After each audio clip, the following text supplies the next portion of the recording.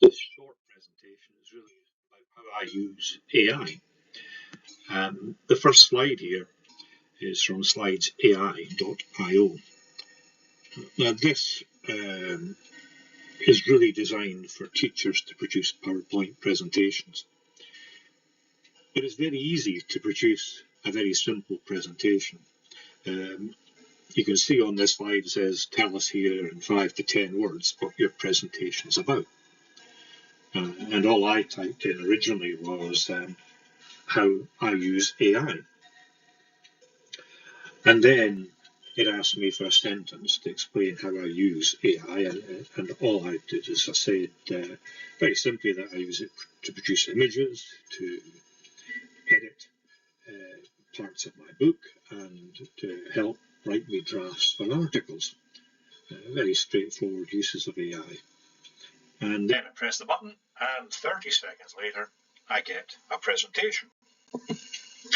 The only thing on this presentation that wasn't done for me is the front title, which I very quickly ran up. What it did do is I asked it to prepare 5 slides, and that's what it's done.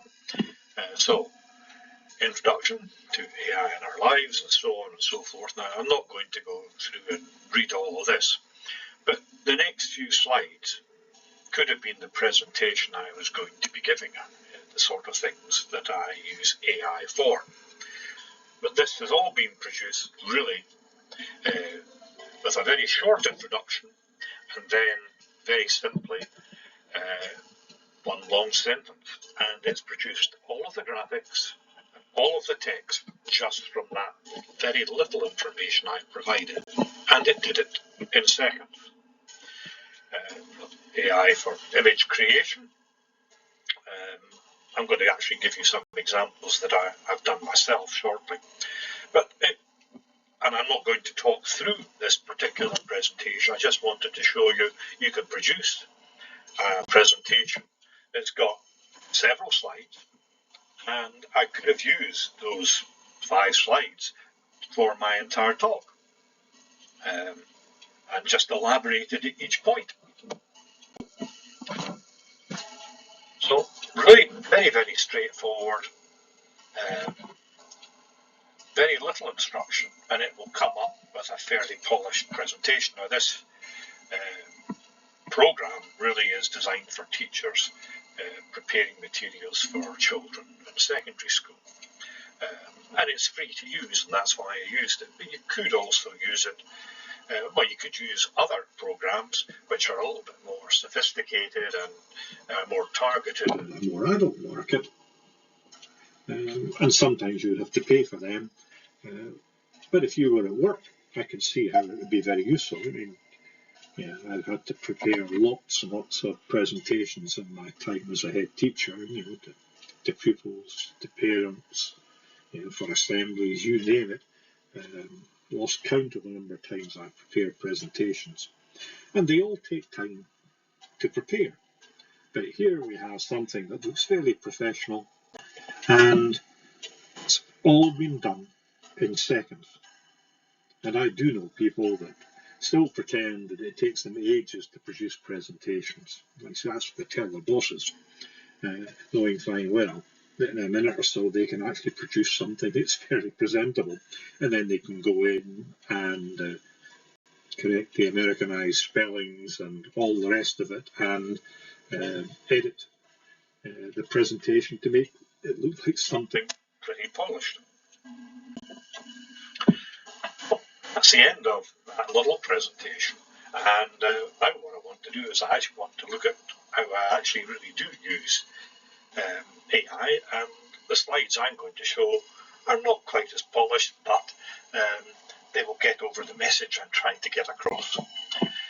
I use a couple of AI image producers to produce images for a variety of reasons. I use Potter, which is this is a screenshot of some of the images I've produced recently. You can see at the top there the dinosaur mural at the gable end wall, coming as if it's coming out of a house. And you can see also quite a number of terraced houses. I was looking for an image of terraced houses to illustrate a point in an article I was writing about urban geography.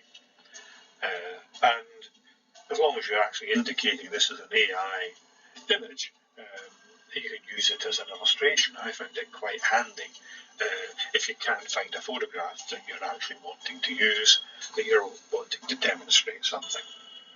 But I quite like actually just playing around and producing attractive images as well. So this is Photor.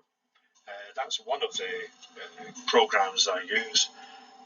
Because I started using it very early on, they have actually given me professional access. I used it and I started publishing images on Twitter and Facebook and things like that, and they noticed that I was using it, and they offered me a year of their professional subscription for nothing, because I was using it fairly extensively, using it in all my geography publications. So that was very nice of them, and I certainly enjoy using this program. The other one I'm using is called Night Cafe. And again, produces lots of lovely images. You can see one near the bottom left-hand side, fireworks over a sort of a cityscape. I used that on Facebook with Happy New Year written across it to send a message to all the Facebook friends. But sometimes I just look at for images that I say I want to reproduce, or something that I'm trying to create just for fun. And I've used both of these programs. I can give exactly the same prompt in both programs and come out with completely different results. But I also quite like the challenges. You see on the top bar there next to create, it says challenges. And both of these programs provide challenges, and that really is quite useful to take part in these and test yourself producing prompts.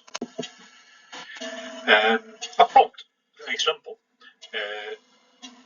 I have asked, in this case, to produce an image of Highland Glen in the style of Vincent van Gogh. Put that prompt into Night Cafe, and this is the sort of results you can get in seconds. And what I've actually done is I've actually used 5 different styles. And some of the styles allow you to produce something that looks like maybe a Van Gogh painting, but sometimes the styles overtake that instruction and it looks nothing like a Van Gogh painting.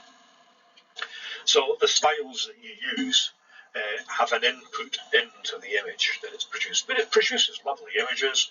Yeah, all of these would be perfectly acceptable if you put them on a calendar, say you're wanting to make a card for something. So it's quite fun to produce an image and to try the different styles, and you soon get the hang of how to produce an image. And sometimes the results are a bit odd, but if you play around with it often enough, you will find what you actually like to produce,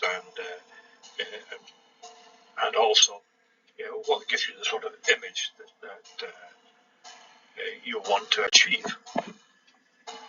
One of the other things that you can get AI to do is you can give it one of the large language models like ChatGPT or Perplexity or something of that sort, and ask it for something more detailed. Now, my oldest son works for a company called CathWorks, which is a company in Southern California that's involved in medical technology. They produce 3D images of hearts for heart surgeons to make operations more successful and quicker. I suppose that also makes the doctors a bit more money, being very money oriented in America. What I did is I asked Google to tell me the 3 main competitors for CathWorks in America, and it came out with the 3 that are here: Nuvera Medical, Medis Medical, and HeartFlow. All I did is I then composed this prompt, asking it to give me insights into their marketing strategies, produce customer service approach, any innovative practices that they're known for, that would help Cathworks to compete against them. And very, very rapidly, within seconds, it produces something like this. And this was provided by ChatGPT. I actually sent the prompt and the answer to my son just to find out if it was anything like realistic. Well, he did tell me that one of the three competitors isn't really an effective competitor, but the other two are working in that field. And so by and large, the information that it's provided, although it's relatively simplistic, is reasonably accurate when it's analysing their strengths and weaknesses. So, that's another use of AI. I use AI to help me write drafts of articles. Quite often, I go back through old books that I've written myself, old textbooks, and I want to update them.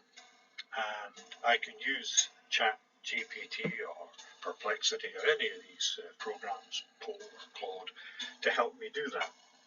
And I can say, take a chapter in a textbook, rewrite it, update it, and I can post it as an article on Substack. Substack's a very, very useful platform for publishing long or short articles, and I tend to post a lot of geography articles really aimed at geography teachers that they can use with senior pupils in school. And you can see a sample of them here. Urban Geography 1 and 2 at the top are the first two parts of a book I've written on urban geography. And what I've done is I've effectively put this free book on urban geography onto Substack in 9 parts. And this means that any geography teacher around the world can go into this, can access each of the 9 parts of this book, all of which have examination questions attached, all of that sort of thing, and they can use them with their pupils. Anyone can access Substack. They can access it directly on their computer, or if they put the Substack app onto their phone, they can access it that way. So I find AI can help quite a bit with producing these articles. Certainly I can give it some of my old material and ask it to update it. Or I might just ask it a question in order to update something that has been written in the past. And now this is the part of the last section I was writing on urban geography. I wrote about urbanisation in the third world, particularly in Brazil. And again, I asked ChatGPT and Perplexity to answer a few questions based on a chapter I wrote some time ago on urbanisation in Brazil, in order to update the information that I actually had in that book. And I was then able to bring that together with material I'd previously written and produce an article, an up-to-date article on that topic. I was also able to get ChatGPT to produce some questions. I simply copied the article, put that into ChatGPT and said, will you write me some examination questions based on this text? And it will come up with a variety of questions, multiple choice, short answer questions, or long essay questions. So, again, that's a really useful way to use it, where obviously you check over the questions to make sure they make sense, and also to see whether they can actually be answered by pupils. But it's great for a first draft, just to simply ask a simple question, and literally seconds later, instead of you sweating over writing 10 questions or whatever it may be, the AI does it for you. and then you just check it. One of the things I quite like on the image production side of things is I quite enjoy these challenges. You see a couple here. One is asking you to produce something that represents Fluffy World, and the one below is a hiking challenge. So you're producing an image that represents hiking. And I mean, it's quite interesting to see what other people who are producing images come up with. I mean, people come up with really very, very imaginative images. So you can learn as much from watching other people take part in these challenges as taking part yourself. For the hiking challenge, I produced a couple of images, one of which I submitted. And these are sort of two hikers walking along an arête in the Scottish Highlands. And you can see that the image is done in the style of a watercolour painting. I could have done it as a photograph, I could have done it as an oil painting, I could have done it in a variety of styles. You just choose the styles that you want to use yourself. And you could actually try the same prompt with half a dozen different styles and see what comes out and see what you fancy using.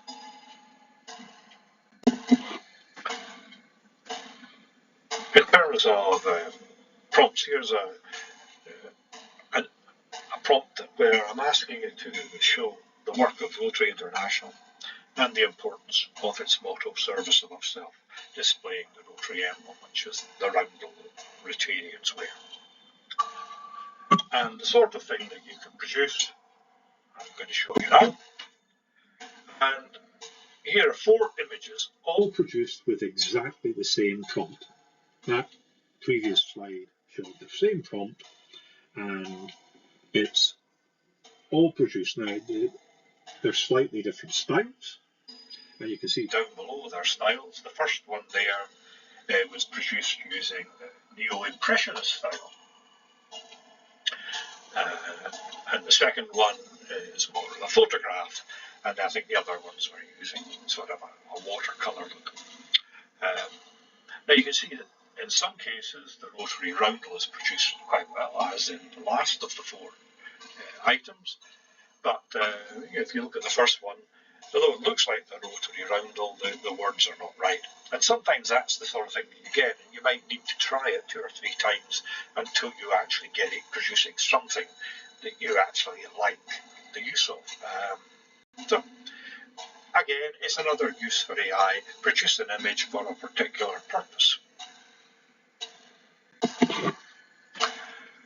You can also get AI to write short articles, or possibly even a tweet that you might want to write to put out there.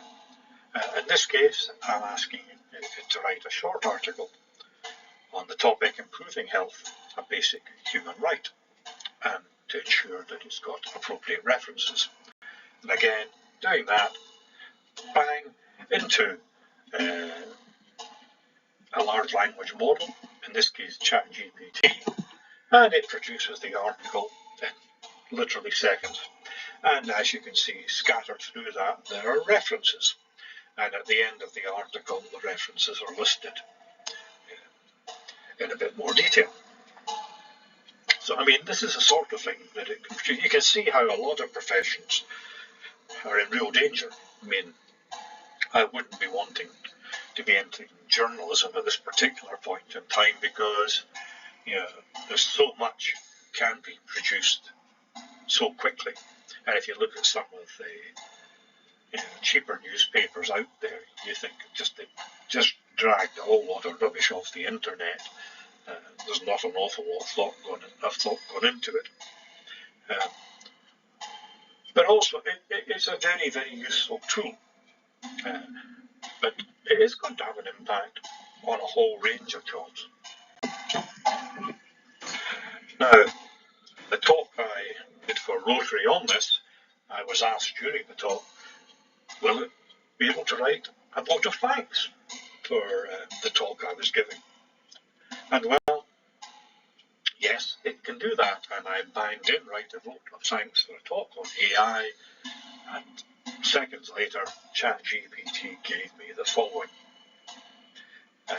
So it can do things very, very quickly, and a lot of these large language models, you can have apps on your phone for some of them, and it's really handy if you're having to produce something very, very rapidly.